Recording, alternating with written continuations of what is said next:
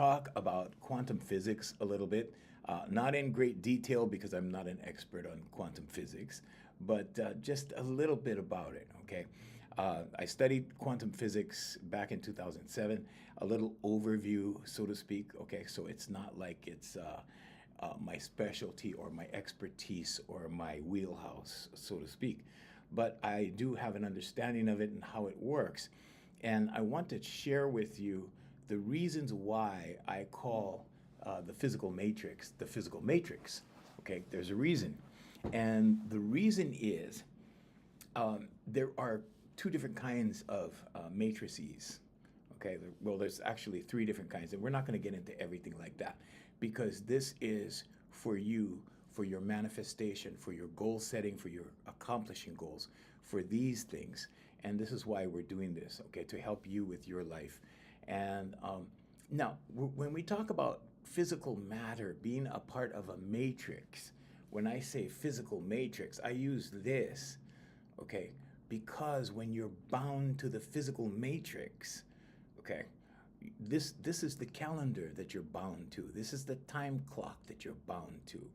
This represents that, okay? And like I always say, what you need to do is you need to surrender, okay? So the Christians have a way of saying this, and they say, let go and let God.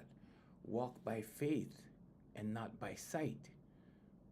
And one of the reasons is because if you walk by sight, you're relying on your eyes and you're looking away from the kingdom. The kingdom is in here. Good morning, Jay. Good morning, Avalanche. The kingdom is in here. And when you look away from the kingdom, you seek outside sources, and these outside sources will not serve you. Because happiness is not out here, happiness is in here. Fulfillment is not out here, fulfillment is in here. So now, when I talk about the physical matrix, what am I talking about? Well, is physical matter part of quantum physics? Yes. Okay. And here's the cool part. In quantum physics, the science, okay, so quantum physics is the science of, small little particles, okay? So atomic particles, okay? And atomic is as in atoms. So like everything around us, matter, light, energy, is made of tiny building blocks, okay? And you are a light being, okay? So you are comprised of particles, yet the right microscope can look right through your hand. So then, are you really matter if you can look through a person's hand like that? Well, kind of, sort of, yeah, you are, okay? These building blocks, like electrons, protons, and quarks in quantum physics, okay, comprise our physical reality. So the matrix, there is a physical matrix. So, it's like the movie The Matrix, right? The movie The Matrix is talking about something else, okay? But there is a simulation that we belong to, okay? A simulation of sorts, okay? We're not the same simulation as a video game, okay? It's not exactly like that, but it is a simulation of sorts. Now, quantum physics is, presenting this and presenting us with new ideas of this every day. It's not pseudoscience, it's science, it's physics, but it's in development, and they're discovering more and more of these things every day. Thank you, guys. Thank you. So what are we talking about? Well, particles can be in two places at once.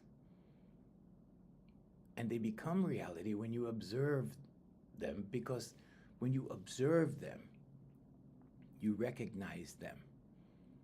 And when you recognize something, it is. Okay, so rather than, dive deep into all of this stuff and go into all this stuff, I can tell you about quantum entanglement. So quantum entanglement is when you split a particle, no matter how far away the particle is, they can communicate with each other.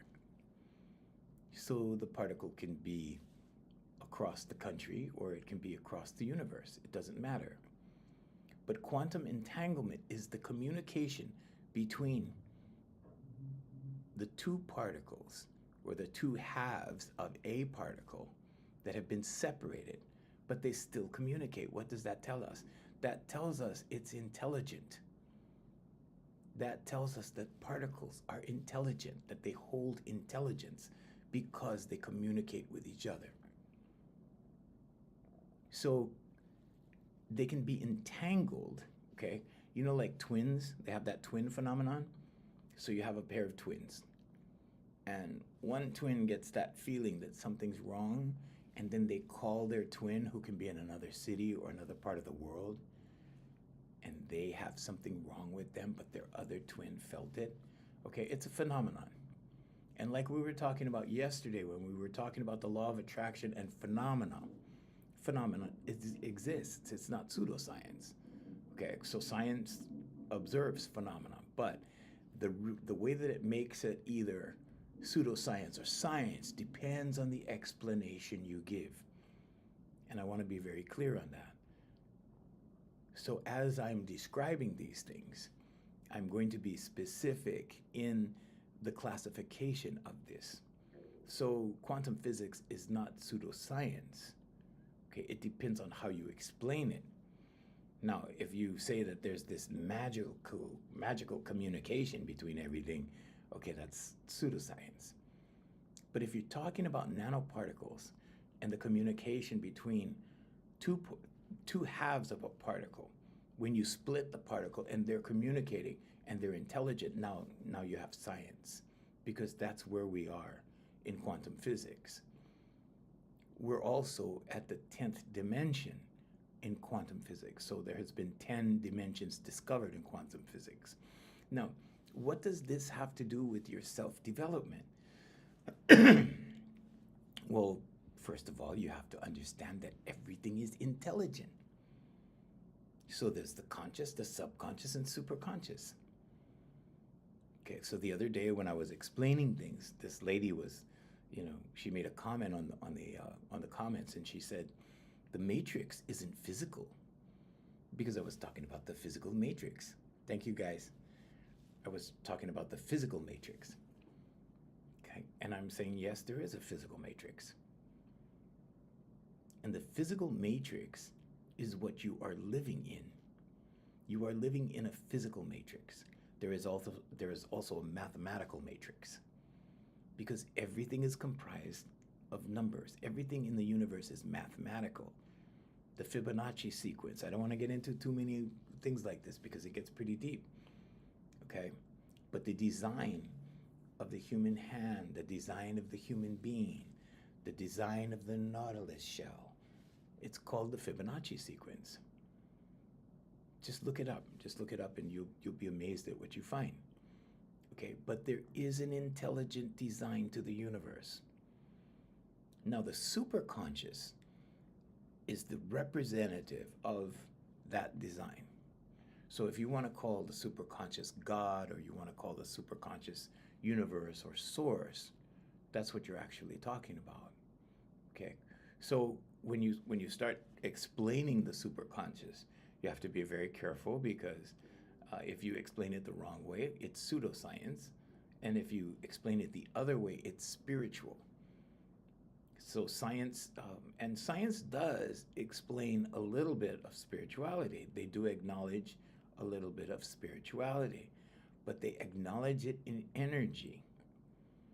Whatever you call what's in here, because you're not your body, you're not your name, you're that energy that lives in here. And there is a separation between the body and the spirit.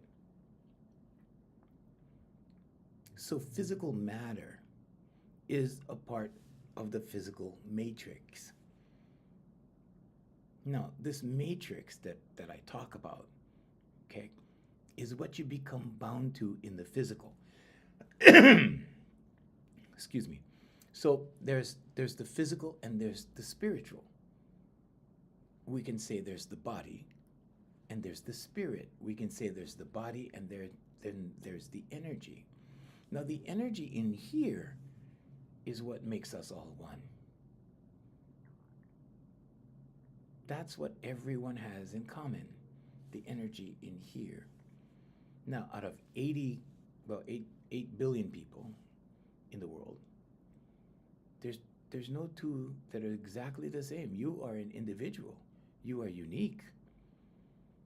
All of your children are unique. Everyone you know is unique.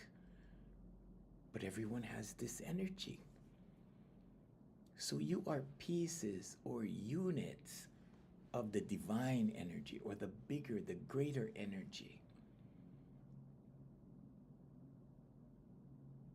It's the same energy that exists in all animals. It's the same energy that exists in plants. This is why scientists have proven that when you speak to plants, they receive you through frequency.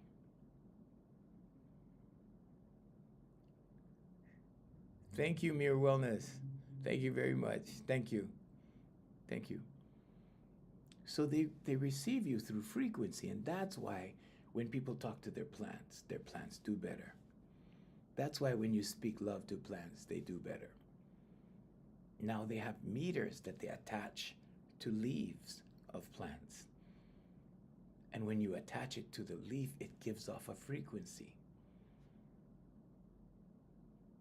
Plants, trees, shrubs, they communicate with each other, but they communicate through the roots. They don't talk like we do, but they listen. They listen to vibration, they feel vibration. There's certain species of plants that are edible, and when they become threatened with extinction, they turn poisonous. And this takes a period of years, and sometimes it takes a lot of years. And then they become edible again. How is that? How did the plants know, or that particular plant know that it was endangered? Because everything is intelligent. Everything. The blades of grass outside are intelligent. So God is in everything. If you want to call it God, you want to call it source, you want to call it universe, whatever. God is bigger than description. God is bigger than definition. God is huge. God is. You know, people ask me all the time, especially young people, Uncle, is God real? Because they're listening to people standing behind pulpits or on stages, addressing people, claiming to know the will of all creation. And I tell them God is very real. It's just not like human beings tell you, because a human being would have a very hard time articulating the will of all creation. Creation is pretty huge, but all creation is intelligent. So when I'm talking about the physical matrix, I'm talking about quantum physics. When I talk about the physical matrix, I'm talking about the system. The system is a matrix. You are in the system, in a system. You are in a system. Christians have a way of explaining this. And the way they say it is, you can be in the world, but not of the world. You can be in the system, but not of the system. I've had many instances where I have been a part of a system, but I did not belong to the system. I worked with a corporation, but not for the corporation. Therefore, I was not subject to the rules and regulations of the corporation. One of my companies contracted to a corporation for years and years. But we were an independent contractor. We were not hired by the corporation as an individual. It was a business agreement. So in that instance, it has a different set of rules. You don't have to conform to the rules of the corporation as an independent contractor. There's a different set of rules. All you have to do is provide your services, you get paid for the services, and that's the end of it. So how does that apply to you in the world? Well, you can do your own thing.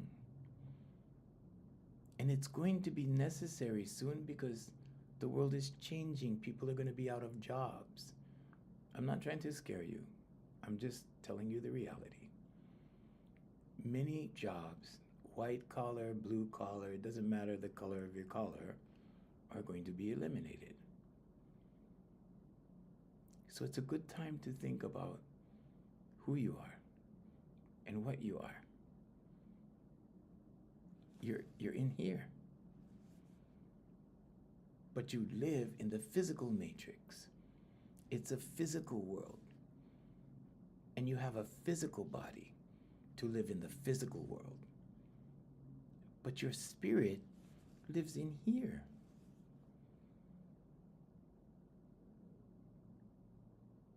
This is why the body can sin, but the spirit cannot sin. It's because there's a separation between the body and spirit. And this is why when religious people talk about, who the king of this world is, it's related to the body. It's related to the physical. Because the physical and spiritual are two opposite ends. It's like the yin and the yang. They're two separate entities. You need these to pick up things, to feed yourself, to do things, to type, to text. You need these things. But do you think about these actions while you're doing it? Or do you just do it? Do you think about, okay, I'm going to move my fingers now, and then move them? Or consciously think about moving them as you're moving them and how far you're going to move them and the way you're going to move them? Do you do that? No, you just do it because it's subconscious. It's all subconscious. So there's the conscious, subconscious, and superconscious. Thank you.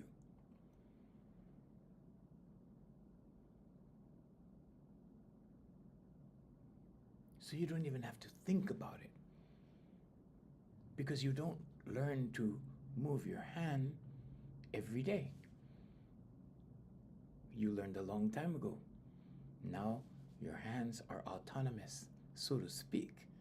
It comes from memory. It knows how to pick up things. It knows how to hold your pen.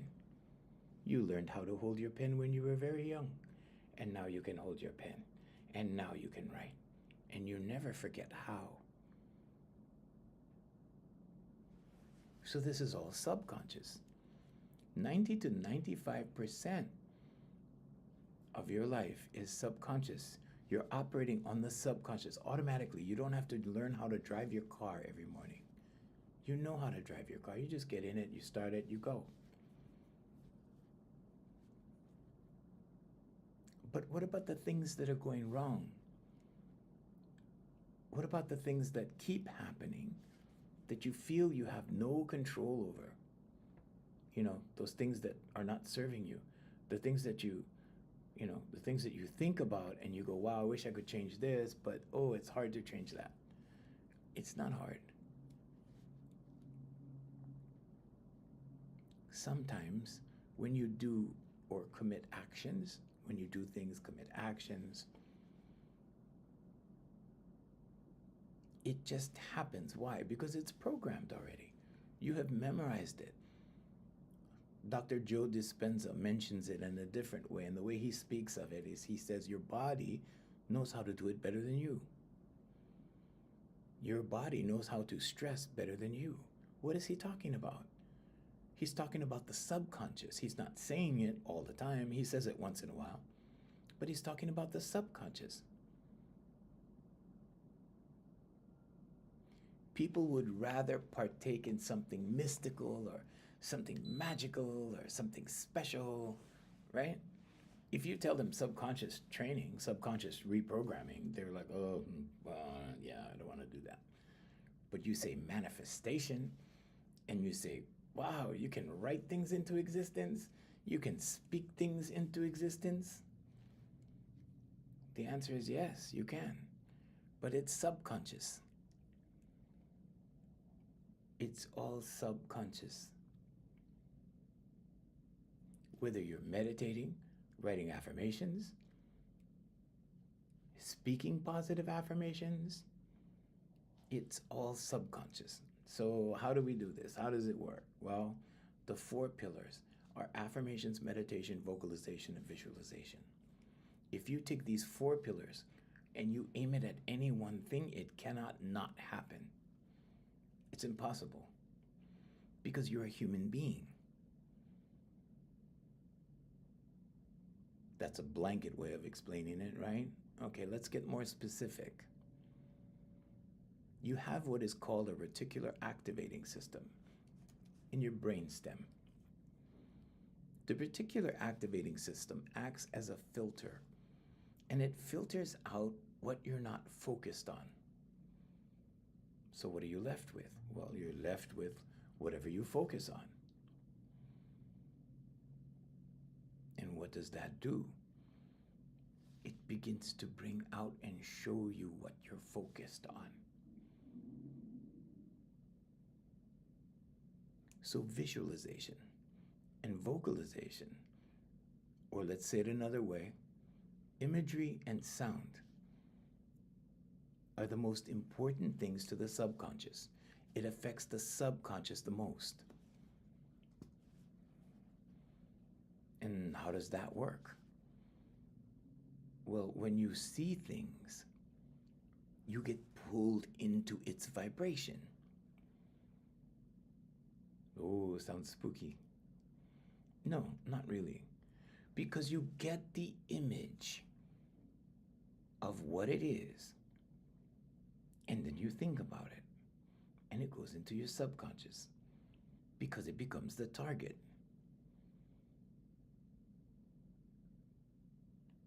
Then you speak about it, and you should speak kindly about it. You should speak generously about it. Speak about it often. And when you start to do these things, it becomes your reality. It becomes a belief. A belief is a thought you keep thinking. If you think about something often enough, you will believe it. This is why commercials exist. They show you the picture of the car. They tell you how great the car is. Pretty soon you can't forget the car. You're thinking about the car all the time. Pretty soon it's your favorite car. Next thing you know, you're at the car dealer test driving the car. And then you're trying to figure out a way to thought. When the thought goes into your subconscious as a belief, that means you have thought about the same thing enough to where it becomes a belief in your subconscious. Now what happens? Well, your subconscious will show you evidence of this. Your reticular activating system will show you more of it. So now you're convinced, right? The target is the car. So there's the conscious, subconscious, and superconscious. What does the superconscious do? It gives you intuitive thought. This is the right hemisphere of your brain. This is right brain activity. That's where you get your intuitive thought from. That's where you get your divine guidance from. Okay, Jesus sits at the right hand of the Father, not the left. They call the left the reptilian brain. But then you start getting intuitive thought. Well, maybe I should take out a loan. Maybe I should get a side hustle. Maybe I should get a job that pays more, or a different job, or another job. So you start getting these intuitive thoughts. things come together easily when you function on intuitive thought. It comes easily. All you have to do is be patient and be still. That's the meditation. That's the second step. Affirmations, meditation, vocalization, visualization. Meditation is to be still so you can receive the intuitive thought stronger. If you're not still, or let's say it another way, if you're distracted, or let's say it another way, if you're preoccupied, that means you're already occupied with something else. Preoccupied. You're not occupied with the car yet, you're preoccupied with whatever this is. Drama, work, stress, overthinking, all of that. You're preoccupied. You're distracted. The number one obstacle of goals, any goal, is distraction. And a lot of people give a lot of excuses for it. They make excuses for themselves. They go, well, I have a bad memory. Oh, yeah, no, I have a busy life. And what does it do? They're excusing themselves away from their goal. They're making excuses, but they're excusing themselves. You know, like when you get up from a table and you say, please excuse me, and you leave. You're excusing yourself from your goal. You're excusing yourself from your desired life. You're excusing yourself from living your dreams.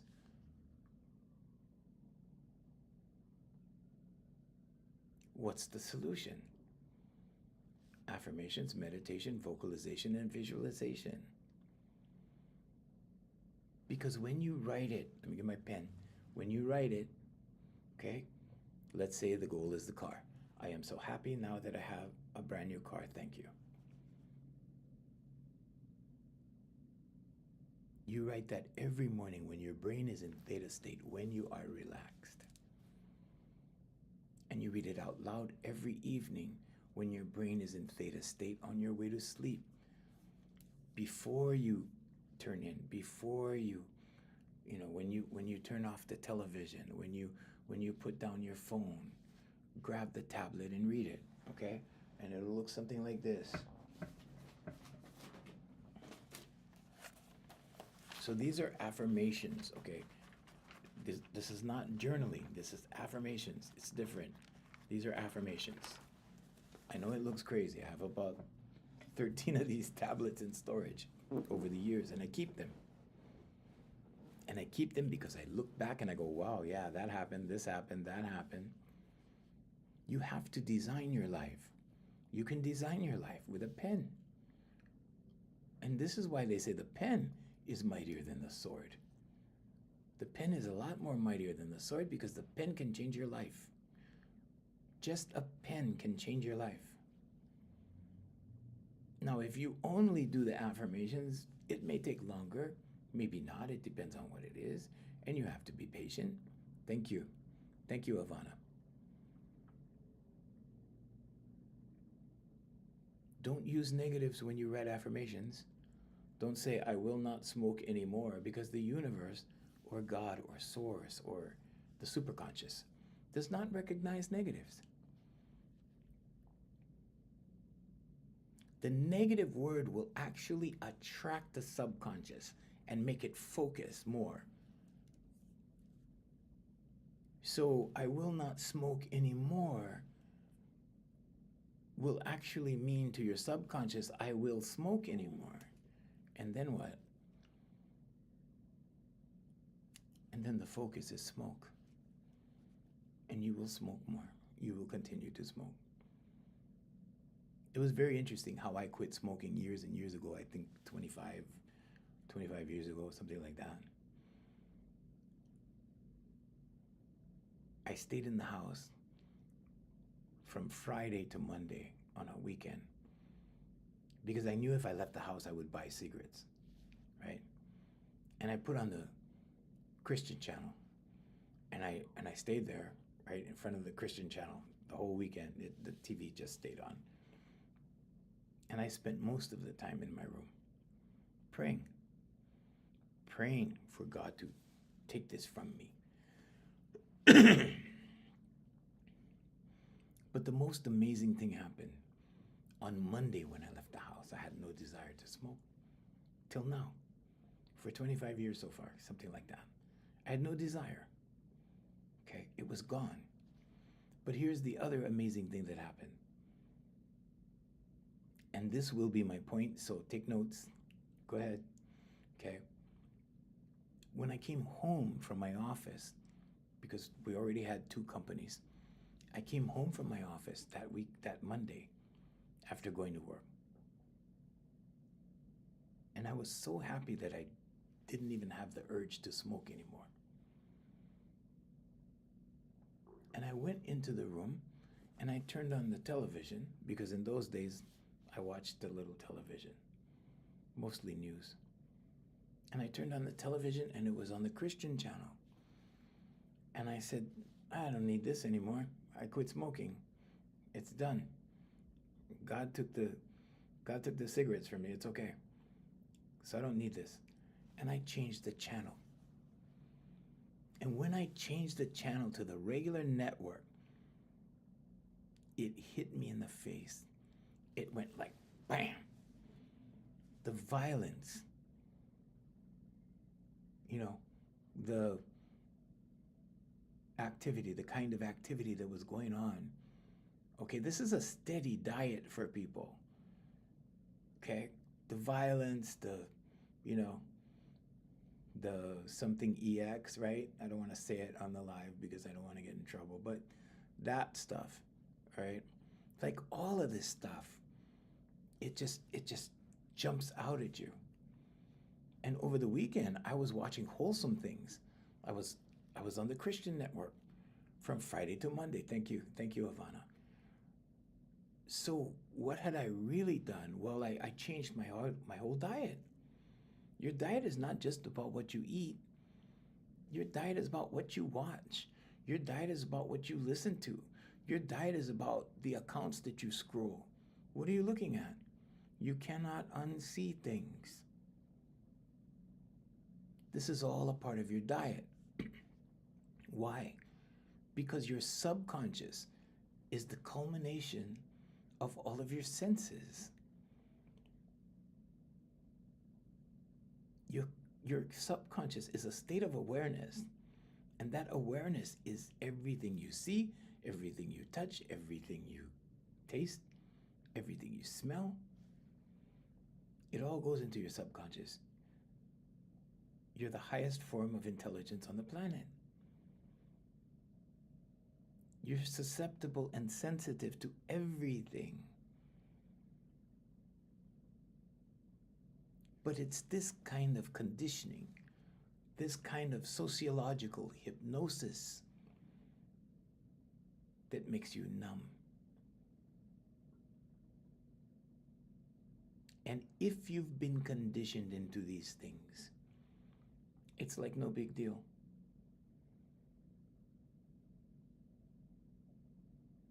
So if you're used to all the blood and you're used to all the violence and it doesn't faze you anymore. You look at it, it's nothing.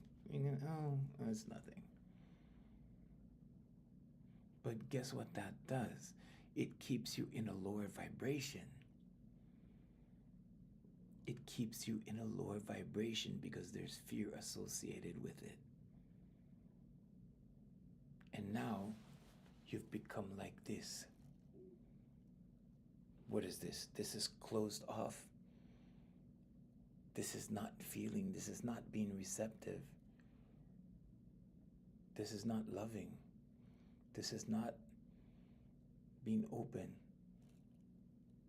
This is not being receptive. So what do you have to do? Well, first, with our clients, we get them relaxed. We do it through their voice. And then they begin to open slowly. And we call this opening self-confidence. So happiness, self-confidence, peace, joy, passion, excitement, all of the positive emotions, the positive frequencies happen when you remove the negative.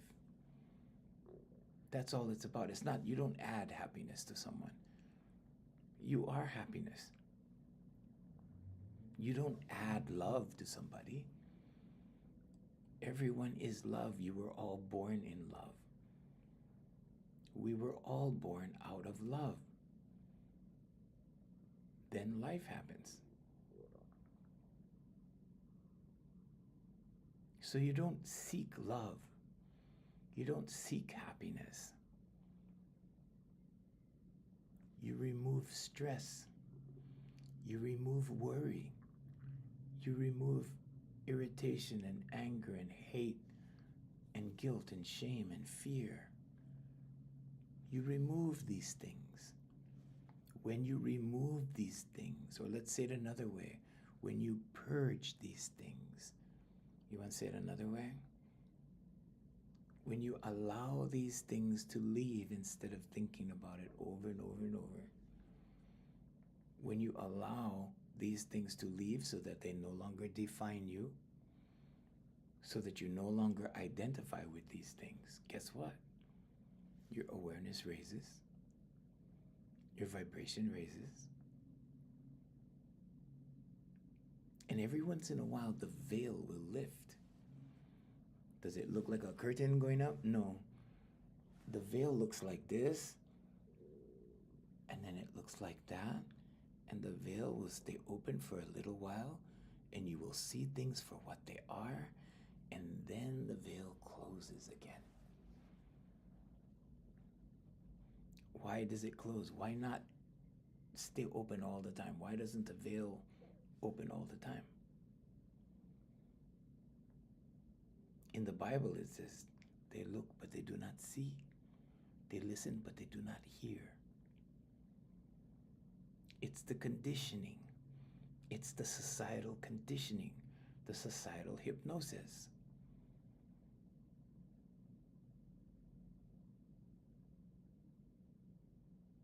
The reason why it closes, the veil opens like this and then you can see, and then it closes like this, because you have a schedule. You have to go to work. You're pulled into the physical matrix. You're pulled into choices. I need to choose this. I need to choose that. And when you observe these choices, when you address these choices or acknowledge these choices or view these choices, you select them. You select that reality for yourself.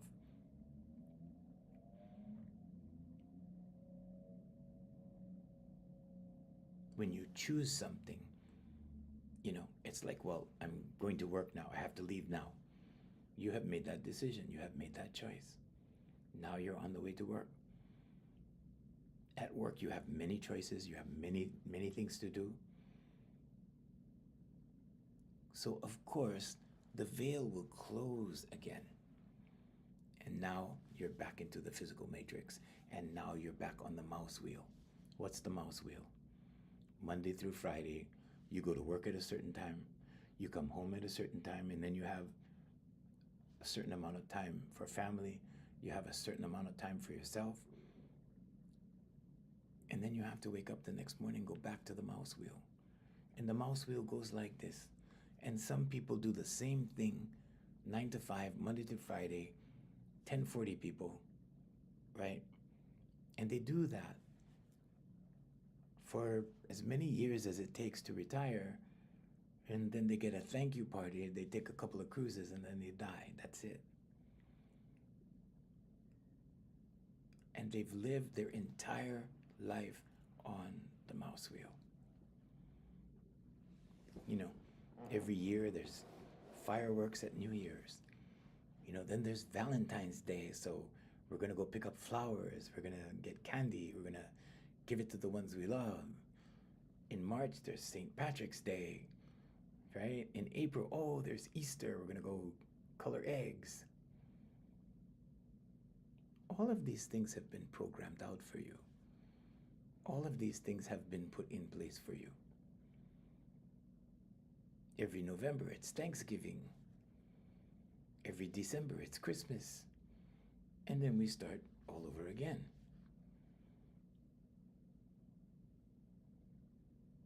So, how do you detach from the system? You don't need to detach from the system. You need to detach from the things that don't serve you. There's a difference. You can be in the system, but not of the system. Christians say you can be in the world, but not of the world. You can be selective with what you choose. Be careful what you wish for, because your subconscious will give it to you. Are you wishing for something? Remember the last time you missed somebody? Maybe it's your bestie, maybe it's somebody else, and you miss them. And you think about them and think about them and think about them. And then you run into them in the mall and you go, wow, I was just thinking about you. Haven't seen you for ages. I was just thinking about you and here you are. Coincidence? So either there is the superconscious that is laying out your path for you from within, because God is within. Jesus Christ told you that. Gautama Buddha told you that. Krishna told you that, right? The kingdom is within, and your life path unfolds from within for you. Life happens for you. It doesn't happen to you. It doesn't happen this way. It happens this way. It unfolds.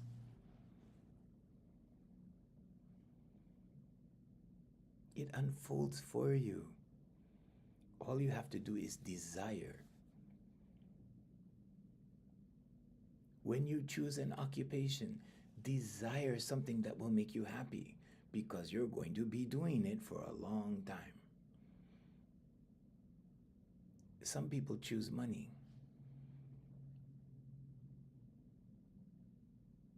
When you choose something that makes money,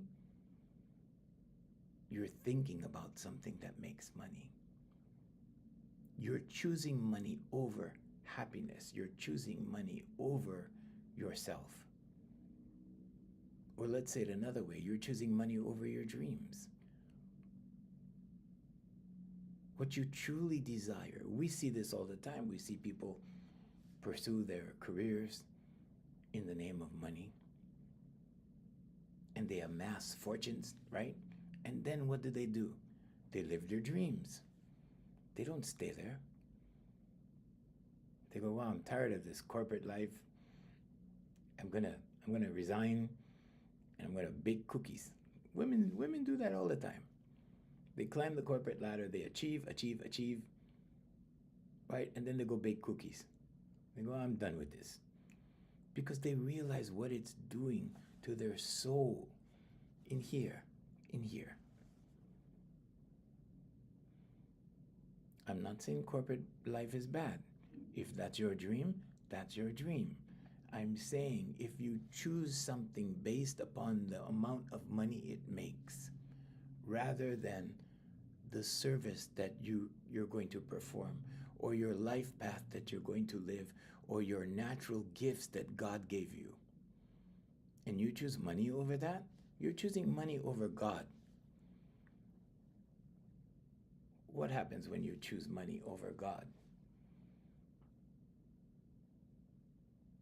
This becomes empty.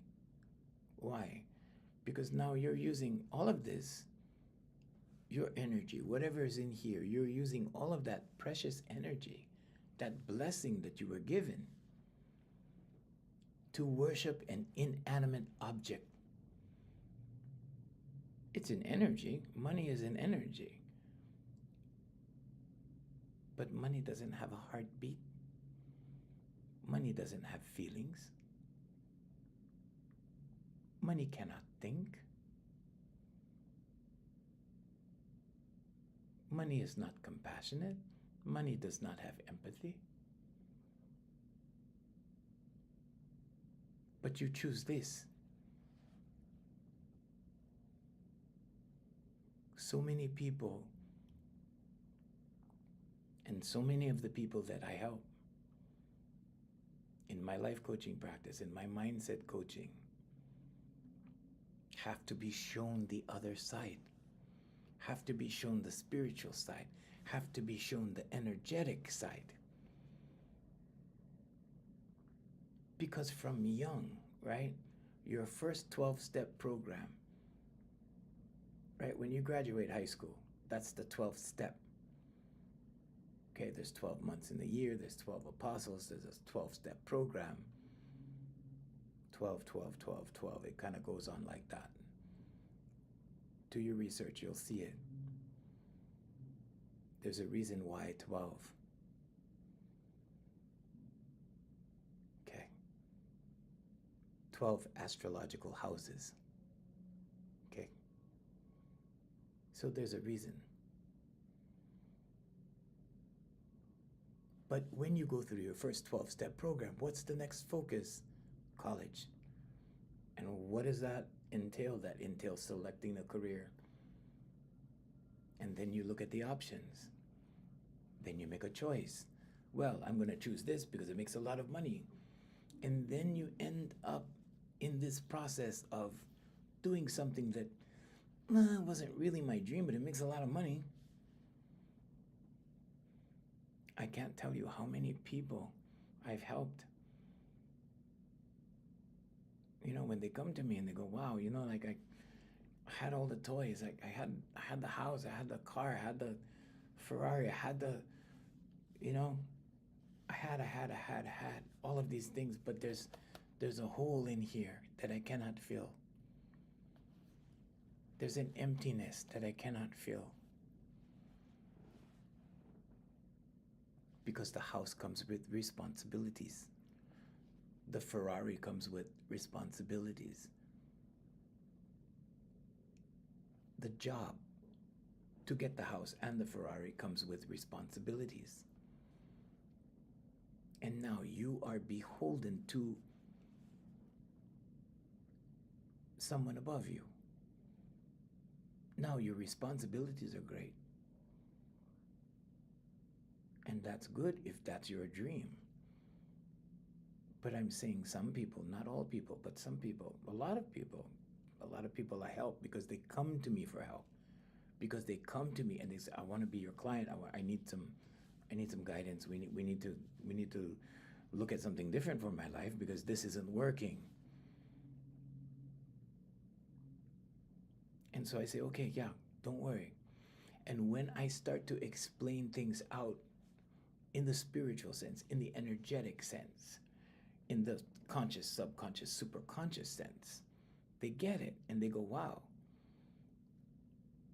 You know, one of my former clients, an attorney, she was just my client for the past, I don't know, year. Huge accomplishments she had. Huge. She's at the top of her game. She's at the top of the hill in her career, in her field, in her respective field as an attorney. And she told me, boy, I wish I met you 25 years ago.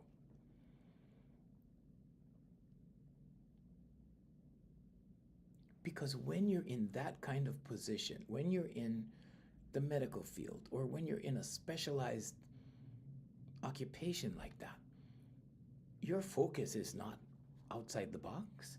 Your focus is in the box, in your box, in your profession, in what you do. And what happens?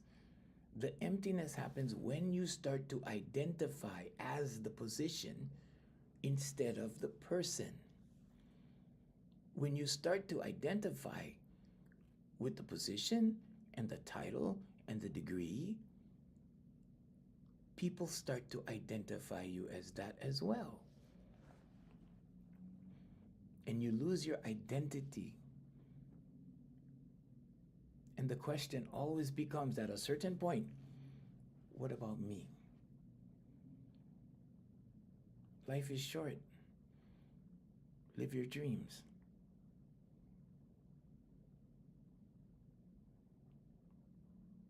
So, can you be the high powered professional doctor, lawyer, whatever? Sure, of course.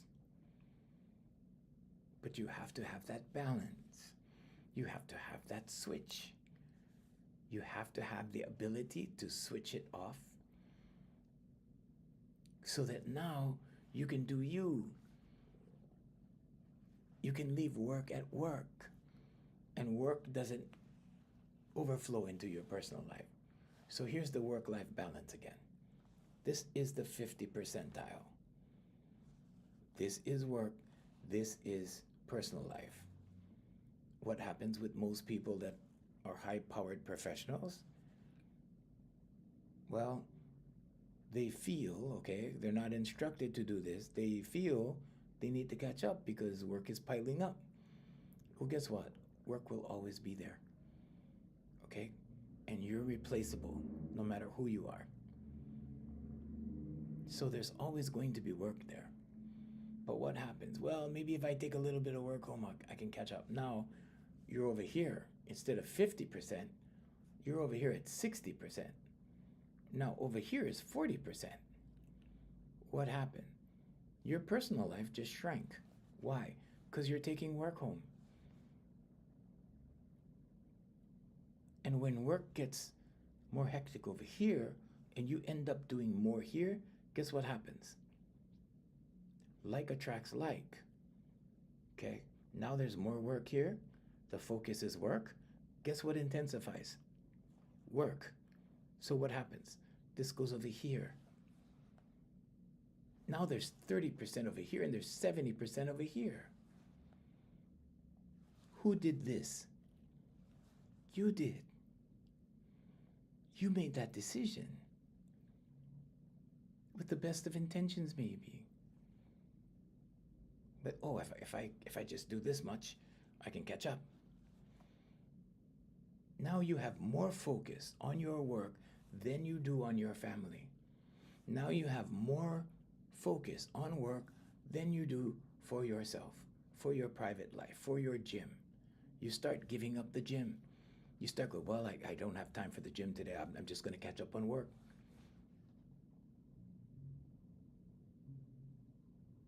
Some people even push it over here. Now it's 80% here. Now it's 20% family. This is when divorce happens. This is when children begin resenting you because you're not spending time with them. This is what happens over here. This is the danger zone. And that's when I get the phone call. That's when I get the email. That's when I get the online submission. Junior, can you help? Like, she mentioned the word divorce. And my job is to pull them back like this, until they get to 50-50. And reiterate the fact that this is what you do, and this is who you are. And who you are is just as important as what you do. And this is work-life balance.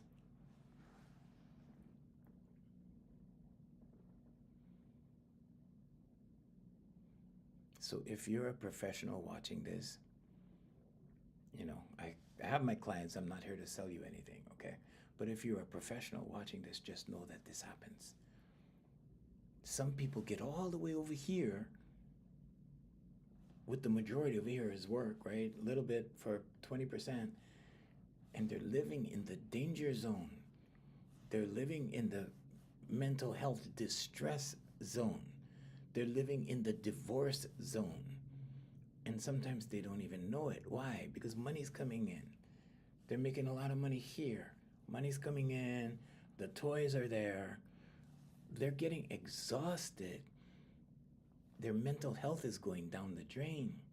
Their relationship is suffering. But there's money. Money only sustains a relationship for a while. There's a difference between money and this. Big difference. You can make a lot of money here. I've had guys come to me like, I give her everything. She has the house, she has a swimming pool, she has memberships to the biggest clubs in town. She can go anywhere. She has a black American Express card. She can go and buy anything she wants.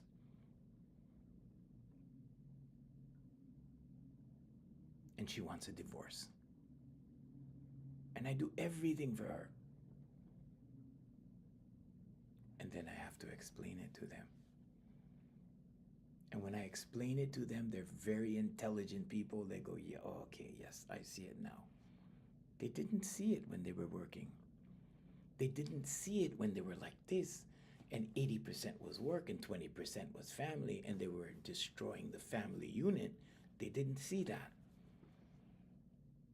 Because the prestige over here was more important. Because the status over here was more important. Because the income over here was more important. But when you move this back to center, and this process here, this process takes a while. It takes a while, okay? It doesn't take that long, but it takes months to move this over here like this. And the biggest part of that is to get people aware enough to where when they see things slipping, to push it back to center. They don't see it. Why? Because it's hard to see from outside the box when you're in the box, when you're doing it, when you're working. You don't see it. It creeps up on you slowly like that. Your good intentions of catching up and getting ahead go ahead like it goes slowly like this. And by the time you realize that you're way out of balance, that there's 80% work here, 20% personal life here, it takes awareness. How do you achieve that awareness? Affirmations, meditation, vocalization, and visualization.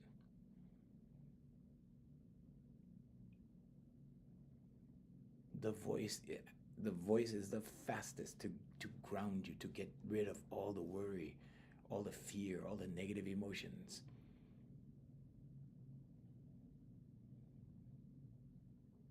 But that's what it takes. It takes awareness. When you are aware, then you will know. When you meditate, you will be still. And that's why they say, be still and know. And when you do your affirmations, meditation, vocalization, and visualization, you will achieve a greater awareness through your subconscious.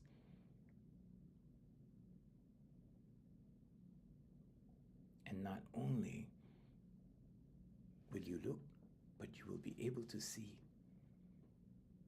You will listen, and you will be able to hear. And you will receive those blessings. So Jay is saying, see you tomorrow. Thank you, Ivana. Thank you, Ivana. Thank you, Jen. Thank you, guys. So we are on 7 platforms. We're going to let go of our international platform this morning. We thank you, and we send you lots of